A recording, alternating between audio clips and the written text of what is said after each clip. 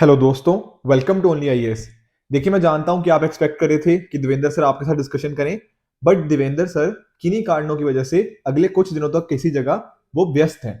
तो अगले कुछ दिन मैं आपके साथ डिस्कशन करूंगा। तो आप सभी का स्वागत है आज के प्रीलिम बूस्टर न्यू डिस्कशन के अंदर। आज की डेट है, आप जानते हैं, 2 जनवरी 2023। सबसे पहले तो आपको नववर्ष की बहुत शुभकामनाएं। चलिए स्टार्ट करते हैं आज की डिस्कशन। पहला टॉपिक है हमारा जीएसटी के regarding, goods and services tax. देखिए, अभी न्यूज में क्या है, आप यहां पर देख भी सकते हैं कि जो दिसंबर का जीएसटी रेवेन्यू था वो काफी ज्यादा इंक्रीज हुआ है। नियरली ये क्या हो गया है, नियरली 1.5 लाख करोड़ के आसपास है। एग्जैक्ट अगर आपको बताऊं तो 1.49 लाख करोड़ यहां पर देखने को मिला है। अब अगर आप बात करें तो बिहार के अंदर काफी तेजी देखने को मिली है। सिमिलरली जब मैं बात करता हूं यूनियन टेरिटरी के अंदर, तो लद्दाख के अंदर हमें एक मेजर जंप देखने को मिला है। हालांकि दमन एंड दीव के अंदर एक मेजर ड्रॉप देखने को मिला है। अगर आप इसको कंपेयर कीजिए पिछले साल के दिसंबर से, यानी कि दिसंबर 2022 को अगर आप कंपेयर कीजिएगा दिसंबर 2021 के साथ, तो नियरली 15% का हमें इजाफा यहां पर देखने को मिल जाता है। अब आप सोच रहे होंगे कि सर इसमें बढ़ोतरी क्यों आई। देखो, बहुत सारे कारण हैं। जो लॉकडाउन है वो जैसे उससे हम बाहर आ रहे हैं, उससे क्या हो रहा है, लोग बाहर स्पेंड कर रहे हैं, खर्चा कर रहे हैं। तो इससे क्या हो रहा है, टैक्सेस में इंक्रीज देखने को मिल जाता है। जैसे एग्जांपल समझते हैं, पहले आप शॉपिंग नहीं करते थे, आप रेस्टोरेंट खाना खाने नहीं जा रहे थे, आजकल वो सारी चीजों में इंक्रीज होता हो देखने को मिल रहा है। तो इस तरह से क्लियरली शो करता है कि एक तरह से हमारे यहाँ पे रिकवरी काफी तेजी से हो रही है, और वो नंबर्स के अंदर हमें देखते हुए पता भी लग जाती है। देखिए, बात करें अगर जीएसटी की, तो आप जानते हो ये एक तरह का इनडायरेक्ट टैक्स है। एक होता है डायरेक्ट टैक्स, एक होता है इनडायरेक्ट टैक्स। डायरेक्ट टैक्स के अंदर क्या होता है, जिस पर्सन के ऊपर टैक्स लगता है वो ही इसको पे करता है। जैसे देख लीजिए, आप इनकम टैक्स पे करते हो अपना, तो इनकम टैक्स लग भी आपके ऊपर रहा है, और इन दी एंड पेमेंट की रिस्पॉन्सिबिलिटी किसकी है, वो भी आपकी। पर जब मैं बात करता हूं इनडायरेक्ट टैक्स की, यहां पर मान लीजिए आपने पार्ले जी खरीदा, तो पार्ले जी के ऊपर जो टैक्स लगा ना, वो लगा तो आपकी जेब से, वो पैसे तो आपकी जेब से गए, पर एक्चुअल में पे किसने किया उसको, एक शॉपकीपर ने। आपने जिस दुकानदार से खरीदा उसकी जिम्मेदारी है, तो रिस्पॉन्सिबिलिटी है शॉपकीपर की, पर जेब किसकी है, आपकी। इसको बोलते हैं इनडायरेक्ट।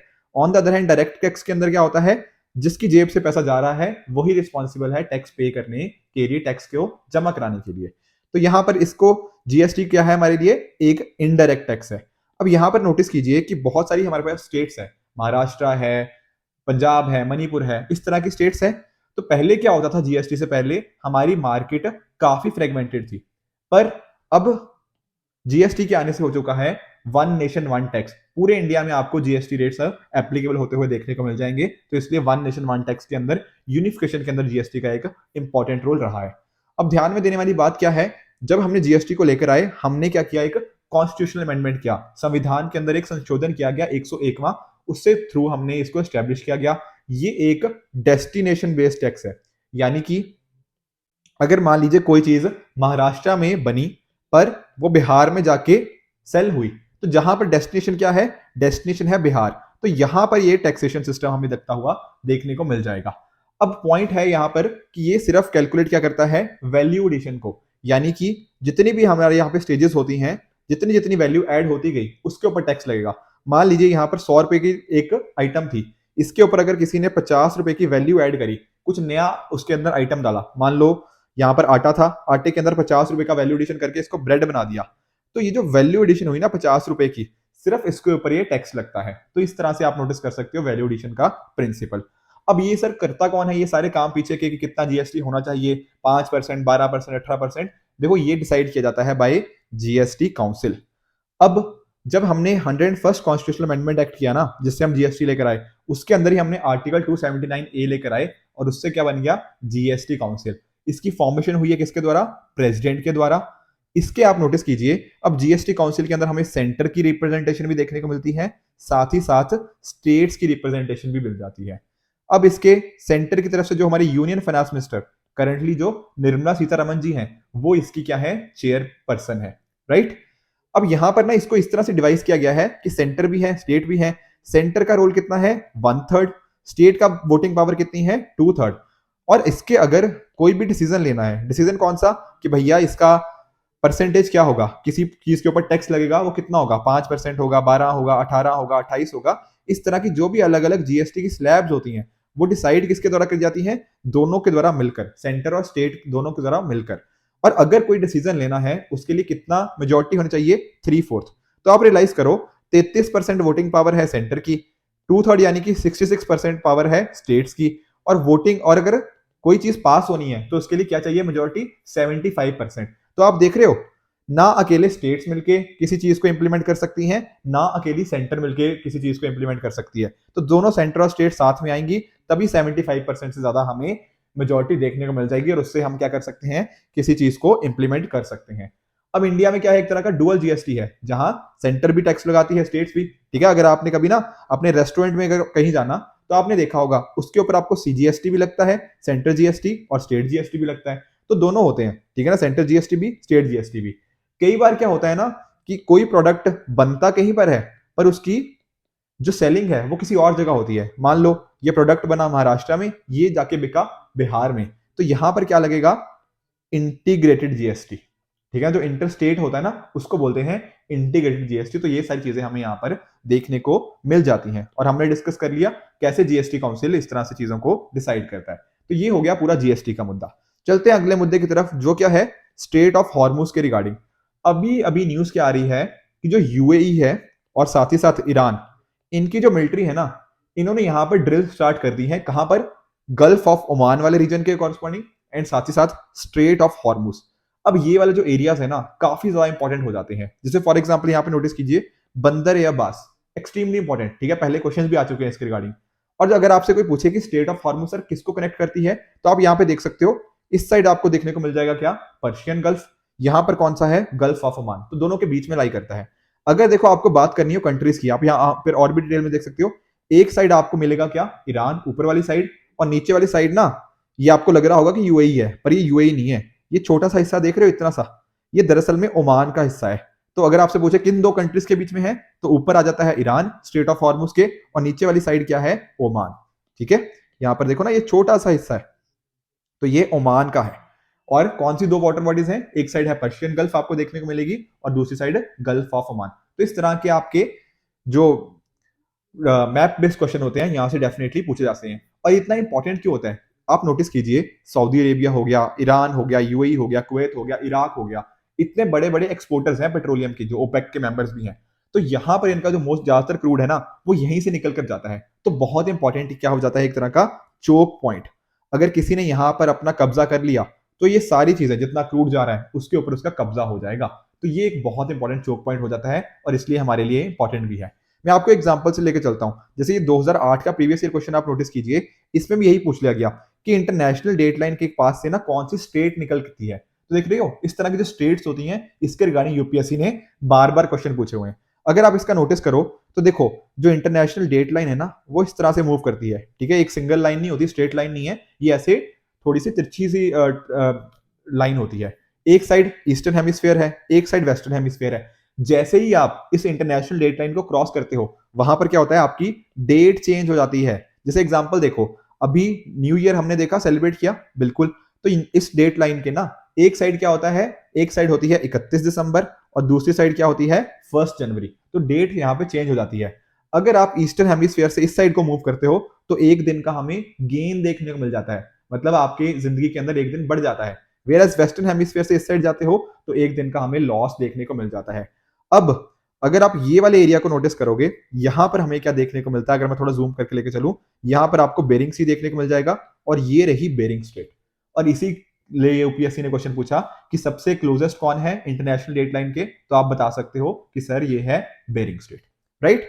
अब इसके साथ ही ना कुछ डेट वाइज क्वेश्चन भी पूछ ले जाते हैं यूपीएससी के द्वारा। जैसे यूपीएससी 2022 में क्वेश्चन पूछा गया कि नॉर्दर्न हेमिस्फीयर के अंदर सबसे लंबा दिन कौन सा होता है। तो आप जानते हो, देखो जब जून का टाइम होता है तो जो 21 जून का दिन है वो क्या होता है, सबसे लंबा दिन। ठीक है, समर सॉलिस्टिस करके इसको आप जानते हो। ठीक है, और इसको इंटरनेशनल योगा डे के रूप में भी मनाया जाता है। तो बहुत इंपॉर्टेंट इस तरह के फैक्ट्स हो जाते हैं। तो बहुत सिंपल क्वेश्चन था, अगर आपके बेसिक कॉन्सेप्ट ठीक हैं तो इजीली इस क्वेश्चन को आप सॉल्व कर सकते हो second half of the month of June, right. अब चलते हैं हमारे अगले आर्टिकल की तरफ जो क्या है, डीलिमिटेशन से रिलेटेड। अब देखिए जो करंटली हमारे सीएम है असम के हिमंता बिस्वा शर्मा जी, उन्होंने बात करी है कि जो डीलिमिटेशन है वो इंपॉर्टेंट चीजें प्रोवाइड कर सकता है जो शायद एनआरसी ने नहीं प्रोवाइड करी। अब आप सोच रहे होंगे सर ये डीलिमिटेशन क्या है। देखो आप एक चीज नोटिस करो, जो अलग अलग कॉन्स्टिट्यूएंसीज होती हैं वहां पर हमें देखना पड़ता है ना कि उनकी लिमिट क्या होंगी, उनकी बाउंड्रीज क्या होंगी। जैसे एग्जांपल देखो, आप जहां से भी वोट करते हो, किसी भी जिस राज्य से वोट करते हो, आपके कुछ वहां पर क्या होंगे कि ये आप इस कॉन्स्टिट्यूएंसी के अंदर आते हो। पर आप नोटिस करो, कल को अगले इलेक्शन के अंदर ये भी तो हो सकता है यहाँ पर बहुत सारे लोग बाहर से आगे हो, whereas on the other hand कहीं और से बाहर चले गए हो लोग। बेसिकली यहाँ पर क्या हो गया, इन माइग्रेशन, जहां लोग ज्यादा आने लग गए, यहाँ से लोग बाहर चले गए। तो आप नोटिस करो ना, पॉपुलेशन ना सेम नहीं रहती हर जगह पे। तो होना क्या चाहिए, यहां पर लोगों ने, बहुत सारे लोग हैं पर इनकी वोटिंग पावर कम है, यहां पर लोग कम है पर इनकी वोटिंग पावर ज्यादा है। तो हमारे यहाँ ना एक प्रिंसिपल चलता है, one vote one value. Basically जितनी मेरे वोट की वैल्यू है, उतनी ही आपके वोट की भी वैल्यू होनी चाहिए। अगर ये इंश्योर करना है कि पॉपुलेशन के हिसाब से उनको इक्वल रिप्रेजेंटेशन मिले, तो वो कैसे पॉसिबल हो पाएगा, दैट इज थ्रू डीलिमिटेशन। अब अगर आप आर्टिकल 82 देखो कॉन्स्टिट्यूशन का, तो यहां पर लिखा हुआ है कि जो पार्लियामेंट है वो हर सेंसस के बाद डीलिमिटेशन एक्ट लेकर आएगा। उसी तरह से आर्टिकल 170 भी देख सकते हो, ठीक है, स्टेट्स के जो है उनको अलग अलग उसमें डिवाइड किया जाता है। अब एक बार ये एक्ट आ गया ना, फिर बनता है क्या, डीलिमिटेशन कमीशन। किसके द्वारा बनाया जाता है, यूनियन गवर्नमेंट एक सेटअप करती है, ठीक है ना। अगर आप नोटिस करोगे तो 4 बार डीलिमिटेशन कमीशन को सेटअप कर दिया गया है, 1952, 1963, 73 एंड 2002 के बाद। एक बात नोटिस करना, जो 81 का सेंसस था और 99 का सेंसस था, उसके बाद इसको सेटअप नहीं किया गया। इसमें मेंबर सर कौन होते हैं जो डिसाइड करते हैं कि कहां पर कितने लोग होंगे, कॉन्स्टिट्यूएंसी कैसे डिवाइड होगी, कौन से यहाँ पे कितने लोगों को रखना है कॉन्स्टिट्यूएंसी के अंदर, वो डिसाइड किया जाता है उस कमीशन के द्वारा, जहां पर होते हैं कौन, रिटायर्ड सुप्रीम कोर्ट जज, चीफ इलेक्शन कमिश्नर, और साथ ही साथ जो हमारे स्टेट इलेक्शन कमिश्नर होते हैं ना, वो मतलब जैसे मान लो जम्मू कश्मीर में हो रहा है तो जम्मू कश्मीर के जो स्टेट इलेक्शन कमिश्नर होंगे, मणिपुर में हो रहा है तो मणिपुर के जो स्टेट इलेक्शन कमिश्नर होंगे वो इसके मेंबर बन जाएंगे। तो यहाँ पर इसकी अपॉइंटमेंट होती है प्रेसिडेंट ऑफ इंडिया के द्वारा, और ये ECI that is election commission of India, जो कि 324 आर्टिकल के अंदर एक कॉन्स्टिट्यूशनल बॉडी है, उसके साथ कोलैबोरेशन में काम करते हैं। अब ध्यान में देने वाली एक इंपॉर्टेंट बात है कि ये इतनी हाई पावर बॉडी है ना कि इसके ने जो बात बोल दी उसको आप कोर्ट में भी नहीं लेकर जा सकते, आप उसको चैलेंज नहीं कर सकते। तो ये काफी बड़ी एक इंपॉर्टेंट बॉडी हो जाती है। इसके साथ ही आप नोटिस करते हो कि बहुत सारी ना जो हमारी सीट्स है, लोकसभा की सीट्स मान लीजिए, वो रिजर्व रहती है ना, कि अच्छा शेड्यूल कास्ट के लिए इतनी सीट्स रिजर्व है, शेड्यूल टाइप्स के लिए सीट को रिजर्व करना है। तो वो सारी चीजें भी इनके द्वारा ही देखी जाती हैं कि अच्छा इस स्ट्रीट के ऊपर सिर्फ ऐसे ही खड़े हो सकते हैं, इस पे शेड्यूल ट्राइब्स के वो खड़े हो सकते हैं। तो ये सारी चीजें भी इनके द्वारा ही करी जाती हैं।